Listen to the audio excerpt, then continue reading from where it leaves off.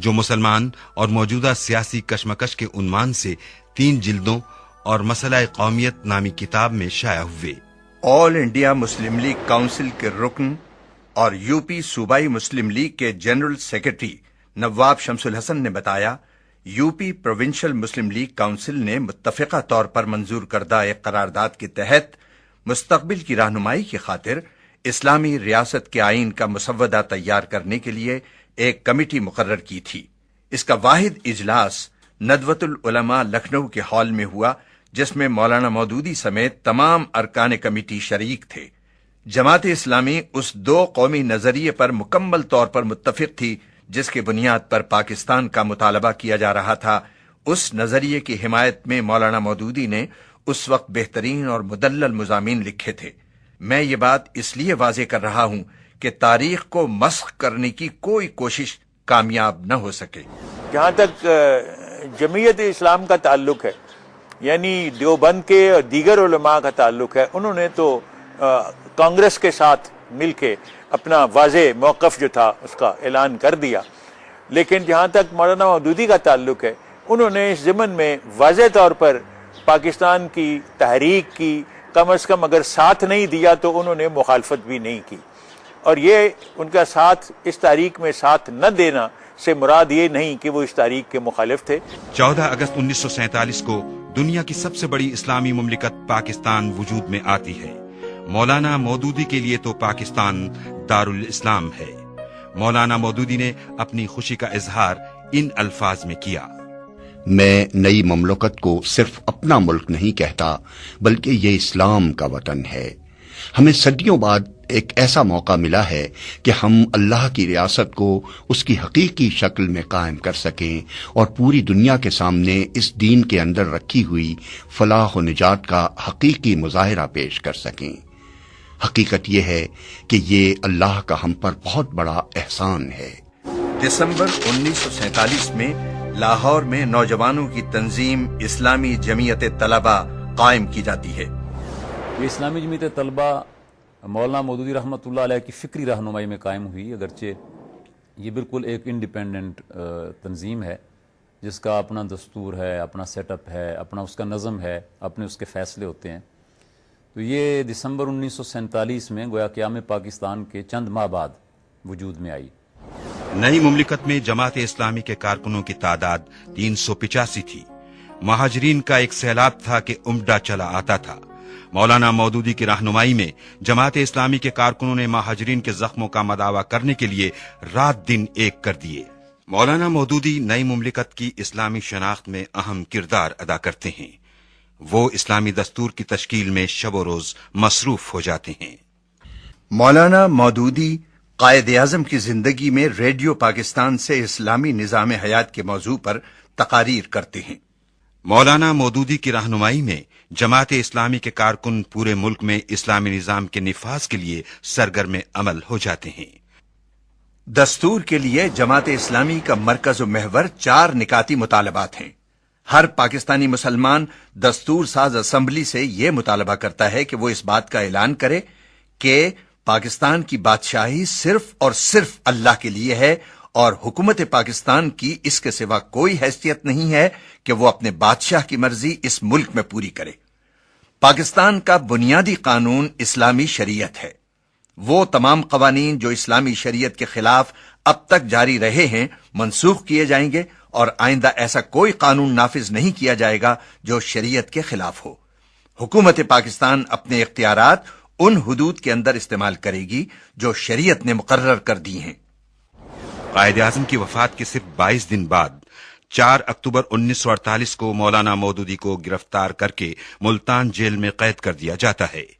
وہ 28 مئی 1950 تک تقریباً 20 ماہ داخل زندہ رہتے ہیں۔ یوں انہیں پاکستان کے پہلے سیاسی قیدی کا اعزاز حاصل ہوتا ہے۔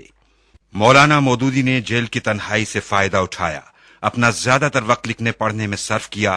قرآن مجید کی مارکۃ الآرا تفسیر تفہیم القرآن کی پہلی جلد کی تکمیل بھی اسی زمانے میں ہوئی۔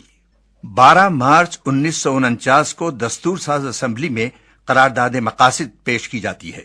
اس قرارداد کو پاکستان کے آئین کی بنیادی اینٹ کا درجہ حاصل ہوتا ہے۔ قرارداد مقاصد سے پہلے دراصل پاکستان میں اسی طرح ایک سیکولر اسٹیٹ تھی جس طرح دنیا کے پاکستان اسٹیٹس۔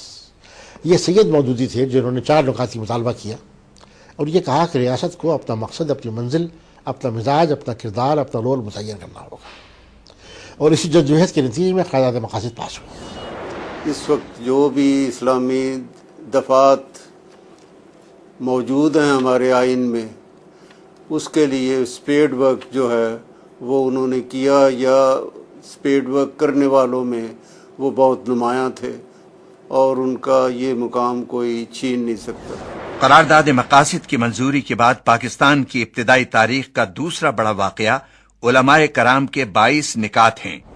1956 کے آئین کے سلسلے میں تو مولانا صاحب کی اور تمام علماء کرام کی مشترکہ کوششوں سے وہ 22 نکات تھے جو کہ 56 کے آئین کے دوران ابتدا میں تیار کیے گئے، اور انہی کو بنیاد بنا کر 1956 کا آئین ترتیب دیا گیا، جس میں سب سے جو جامع اور واضح، جس نے کہ آئندہ جا کر تاریخ میں بھی بہت کردار ادا کیا اور اب تک وہی ایک بڑا موضوع اہم ہے، جس میں یہ ذکر کر دیا گیا کہ کوئی قانون پاکستان میں ایسا نہیں بنے گا جو قرآن اور سنت کے مخالف ہوگا۔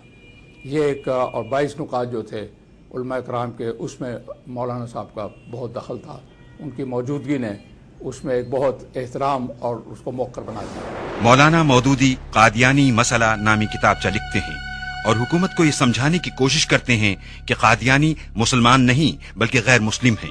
28 مارچ 1953 کو لاہور میں پولیس نے شب خون مارا اور سیفٹی ایکٹ کے تحت مولانا مودودی کو گرفتار کر لیا گیا۔ یہ مولانا کی دوسری گرفتاری تھی۔ فوجی عدالت میں مقدمے کی سماعت ہوئی اور مولانا مودودی کو ناکردہ گناہ کی سزائے موت سنائی گئی۔ جب دیوانی احاطے میں مجھے پھانسی کا حکم سنایا گیا اور ساتھ ہی 1 ہفتے کے اندر رحم کی اپیل کرنے کے حق سے مجھے آگاہ کیا گیا تو میرے ذہن میں الگ ترتیب 3 خیال معاً آئے۔ ایک یہ کہ ظالم سے رحم کی اپیل کرنا میرے اصول اور میری عزت نفس کے خلاف ہے۔ دوسرے یہ کہ میں معافی کس بات کے لیے مانگوں؟ کیا اس بات کے لیے کہ مجھے جنت میں کیوں بھیج رہے ہو؟ ظاہر بات ہے کہ ساری عمر دین کی خدمت کر کے بھی دوسری طرح موت مرتے ہوئے جنت جانا ویسا یقینی نہیں ہو سکتا جیسا کہ اس شہادت کی موت کی صورت میں یقینی ہے۔ پھر کیا میں یہ کہوں کہ مجھے جنت سے بچاؤ؟ تیسرے یہ کہ اگر مجھ جیسے آدمی نے بھی رحم کی اپیل کر دی تو پھر اس ملک کے عام لوگوں میں غیرت و حمیت کا بالکل خاتمہ ہو جائے گا۔ مولانا مودودی نے فوراً جواب دیا کہ مجھے کسی سے رحم کی اپیل کرنے کی نہ ضرورت ہے، نہ میں کوئی کسی کے رحم کی اپیل کروں گا۔ موت کے فیصلے زمین پر نہیں ہوتے ہیں، موت کے فیصلے آسمان پر ہوتے ہیں۔